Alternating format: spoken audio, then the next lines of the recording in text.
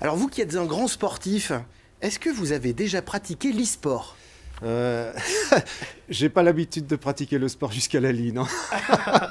Et je suis pas sûr que ce soit un sport. Mais peut-être que vous allez me démontrer le contraire. Mais on va vous démontrer le contraire, parce que sachez que tout ce week-end, plus de 500 joueurs de jeux en ligne se sont affrontés par équipe à la Cité internationale de Lyon. Des parties autour du jeu mythique League of Legends qui demande, cher Jean-Paul, beaucoup d'habileté, de concentration et d'endurance, si c'est pas du sport ça, car si la pratique est virtuelle, vous allez le voir, l'effort lui est bien réel. Yannick Cusy, Claire Chéri-Pelat. Une équipe bleue contre une équipe rouge, des commentateurs vedettes, un public de supporters chauffé à blanc et une retransmission en direct. Tous les ingrédients sont réunis pour un beau match. Si le terrain est virtuel, les joueurs eux sont bien réels et même professionnels. Tous ont été sélectionnés par un manager pour leur potentiel de champion.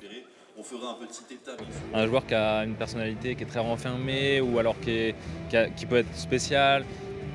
Quelqu'un qui s'énerve facilement aussi, ça peut créer des tensions dans les équipes. Donc on voit d'abord le niveau et ensuite on voit si la personnalité du joueur s'associe bien avec les autres. Et parfois, une personnalité se détache. L'e-sport a aussi ses stars comme Zerator, animateur de ses propres parties en ligne. Ce streamer est adulé par son public.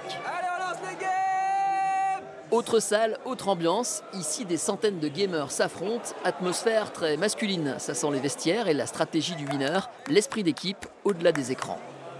Là, on est vraiment dans une logique d'ambiance. On est vraiment là, tout le monde se réunit, on entend un peu des joueurs crier, etc.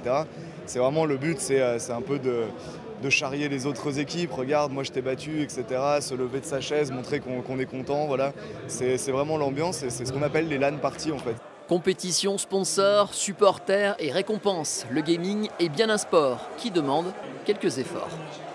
Le principal problème, c'est la boucle œil, tête, main. Donc c'est entre le moment où ils vont voir une image à l'écran et le moment où ils vont réagir avec le clavier à la souris. Donc il va y avoir toute cette chaîne neurologique et musculaire et articulaire qui va rentrer en compte.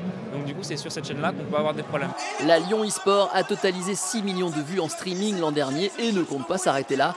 Les stars du sport à l'ancienne n'ont qu'à bien se tenir. Et les journalistes sportifs à l'ancienne, ils en pensent quoi ?